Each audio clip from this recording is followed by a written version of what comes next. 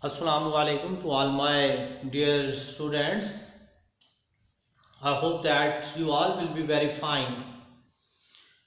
I am Muhammad Amjad Riaz from the platform of the University of the Lucky Marwat and Punjab Institute of Science and Technology.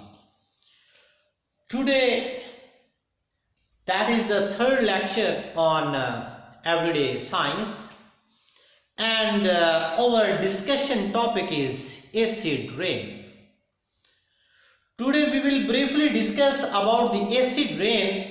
What is the acid rain?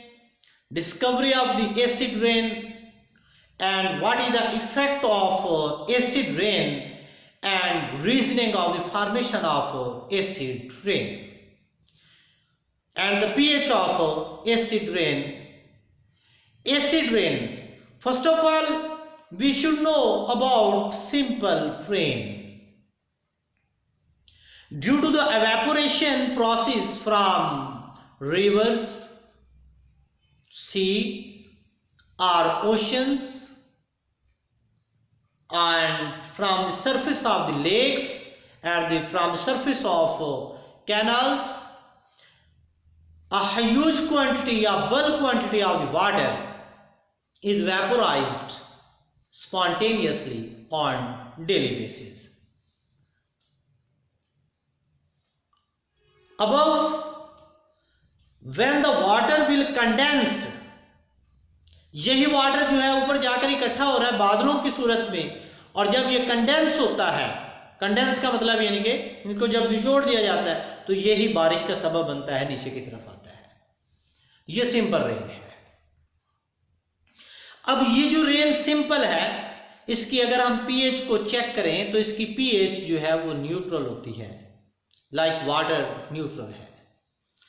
अब due to human activities कुछ gases जो है या बढ़ती हुई हमारी population के साथ साथ ह्यूमन एक्टिविटीज हमारी बढ़ती चली जा रही हैं, जिसकी वजह से गैसेस जो है एटमॉस्फेयर में इकट्ठी होती चली जाती हैं, और जब ऊपर से बारिश का पानी आता है तो वो उन गैसेस के साथ मिलकर जब नीचे की तरफ आता है तो उसकी पीएच कम हो जाती है. जब उसकी पीएच कम हो जाती है, लेस देन 5 हो जाती है, तो फिर वो जो बारिश का पानी है उसको हम एसिड रेन का नाम देते हैं. तो फर्स्ट ऑफ ऑल अगर हम इसकी डिस्कवरी को देखें तो एसिड रेन को ग्रेट ब्रिटेन बर्तानिया में एंगस स्मिथ ने इसको डिस्कवर किया in the mid of 17th century. ये इसकी डिस्कवरी है acid rain. The pH of the acid rain is less than 5. Acid rain की जो पीएच है ये 5 से जो है वो कम होती है, और ये पोल्यूटेड है. अनपोल्यूटेड उसकी 5 या 5 से कुछ ज्यादा भी हो सकती है. ये पोल्यूटेड है जो कि हमारे लिए बहुत ज्यादा खतरनाक है. तो अगर हम बात करें इसकी रीजनिंग की, how acid rain is form, इसकी रीजन क्या है? As the population is increases, then due to the human activities, oxides of nitrogen, carbon and sulfur, these oxides are responsible to form the acid rain. How? When the oxides of the carbon, like carbon monoxide and carbon dioxide, due to burning process, due to the burning of the fossil fuels, sulfur dioxide, sulfur trioxide, nitrogen dioxide, these oxides are present in our atmosphere. ऊपर से जब बारिश का पानी आता है तो H2O CO2 के साथ मिलकर H2CO3 बना देता है. इसको हम नाम देते हैं कार्बोनिक एसिड. कार्बोनिक एसिड बन गया. सिमिलरली वाटर SO2 के साथ मिलकर H2SO3 सल्फ्यूरस एसिड, और अगर ये हमारे पास सल्फ्यूरस एसिड SO4 मौजूद है, SO3 plus H2 gives us H2SO4 sulphuric acid. और नाइट्रोजन के जो ऑक्साइड है ये वाटर के साथ रिएक्ट करके हमें नाइट्रस एसिड या फिर हमें नाइट्रिक एसिड बनाकर देते हैं। तो अब नीचे की तरफ ये वाटर नहीं आ रहा होता, जबकि ये एसिड बनकर जो है वो नीचे की तरफ आ रही है। अब यही बारिश का पानी जब नीचे की तरफ आता है, जमीन पर आ जाता है, तो ये नुकसानदेह है। तो ये प्लांट्स के लिए भी नुकसानदेह है, ये फसलों के लिए नुकसानदेह है, ह्यूमन बीइंग्स के लिए ये नुकसानदेह है, ये एनिमल्स के लिए नुकसानदेह है, ये बिल्डिंग मटेरियल्स के लिए नुकसानदेह है। तो एसिड रेन के जो है वो कई इफेक्ट्स जो है वो हमारे ऊपर पड़ते हैं। तो एसिड रेन की जो मेन रीजन बन रहा है वो हमारे ये ऑक्साइड्स हैं। और ये ऑक्साइड्स कहां से आते हैं,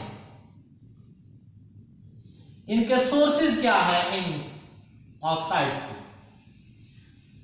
दो मेन सोर्सेज होते हैं। First of all natural sources and number 2 human activities की वजह से।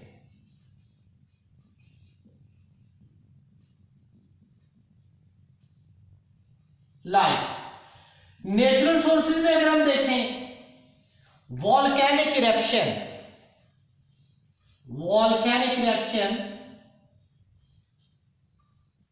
जिसको हम जमीनी कटाव भी बोलते हैं, नेचुरली होने वाला प्रोसेस है।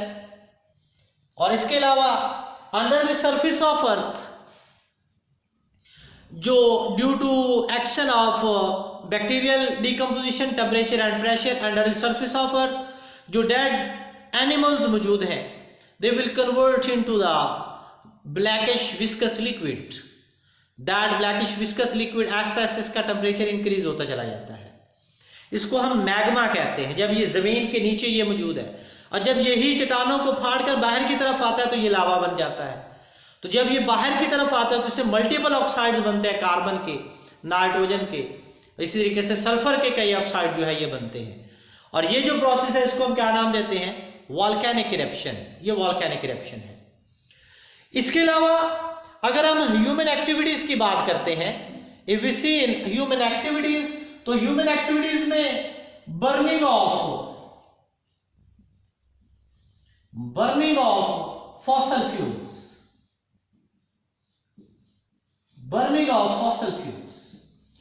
फॉसल फ्यूल्स की हम बात करें तो फॉसल फ्यूल्स में शामिल है कोल,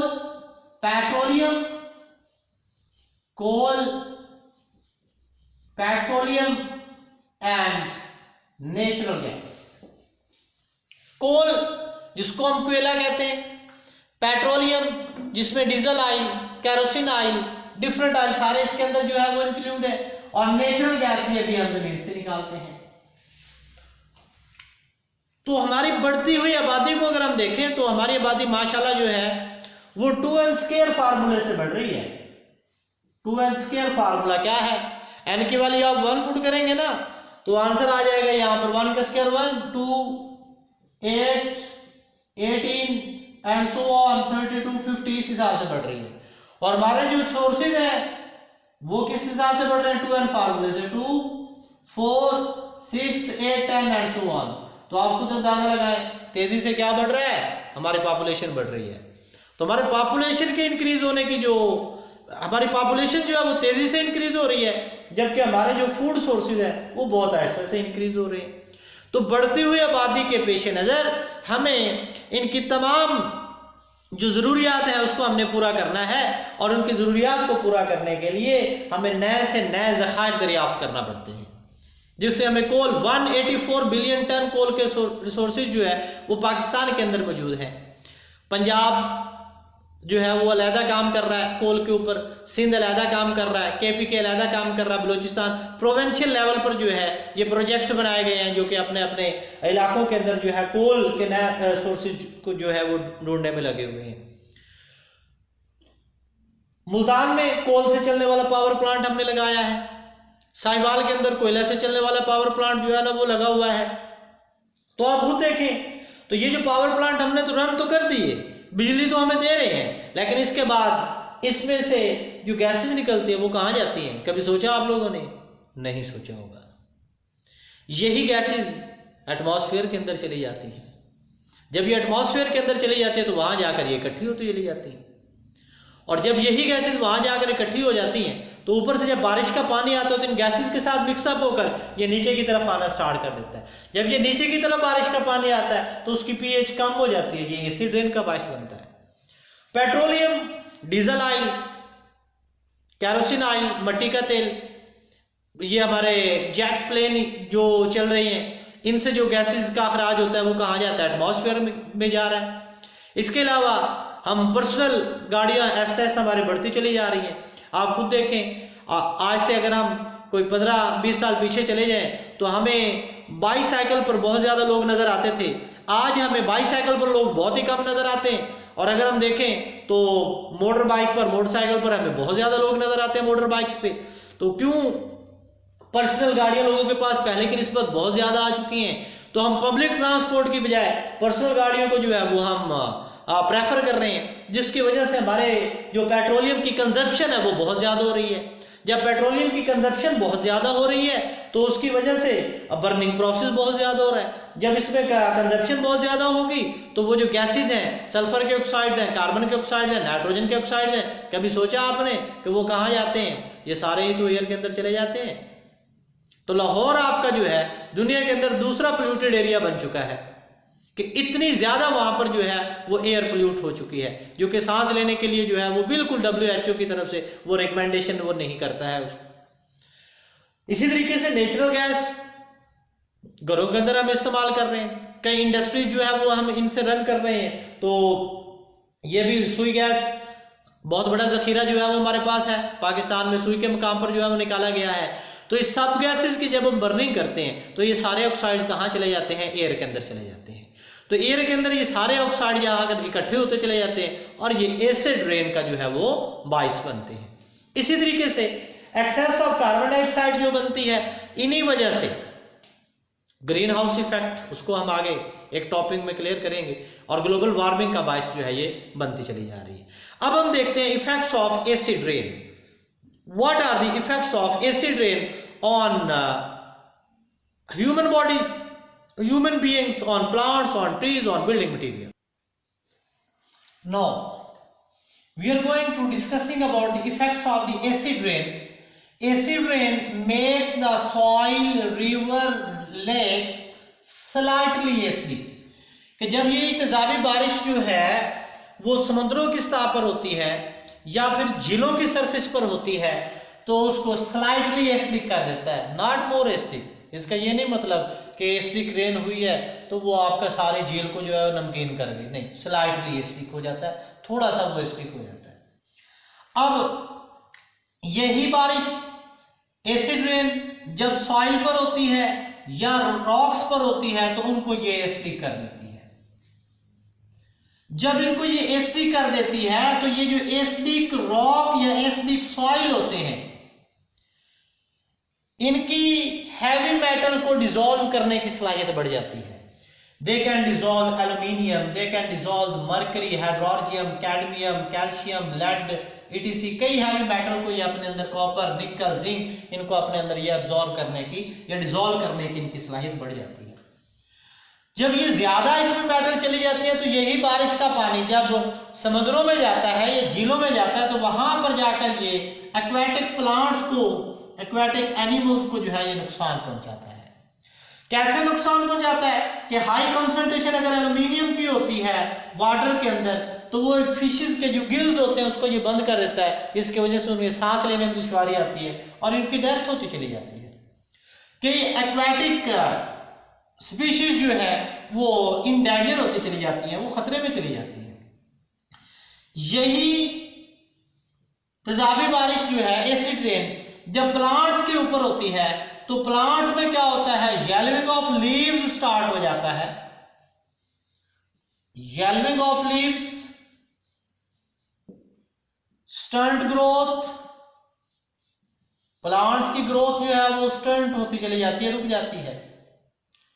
फ्रूट राइपनिंग अच्छी नहीं होती, देर से होती है,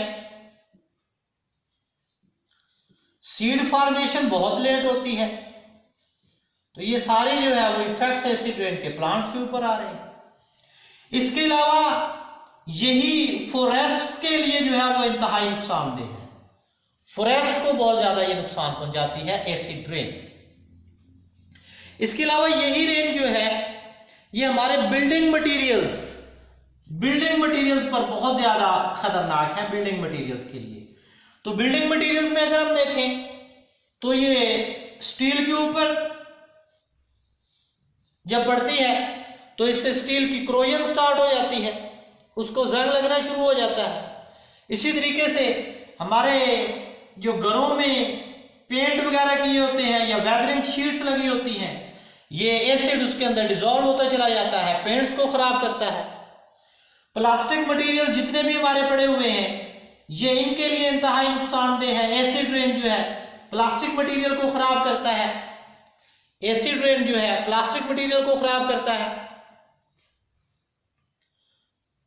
सिमिलरली सीमेंट मटेरियल जो है इसको ये खराब करता है। और सबसे बड़ी बात अगर हम देखें तो ताजमहल आगरा के अंदर मौजूद है इंडिया के अंदर, तो उसकी जो खूबसूरती है वो आहिस्ता आहिस्ता डैमेज होती चली जा रही है। और उसकी बेसिक रीजन जो है वो एसिड रेन, चूंकि वो सारा मार्बल का बना है, कैल्शियम कार्बोनेट चूने के पत्थर का बना है, तो ये उसको अपने अंदर डिसॉल्व करता चला जाता है। तो आज का ये हमारा टॉपिक एसिड रेन कंप्लीट हुआ। Thank you very much.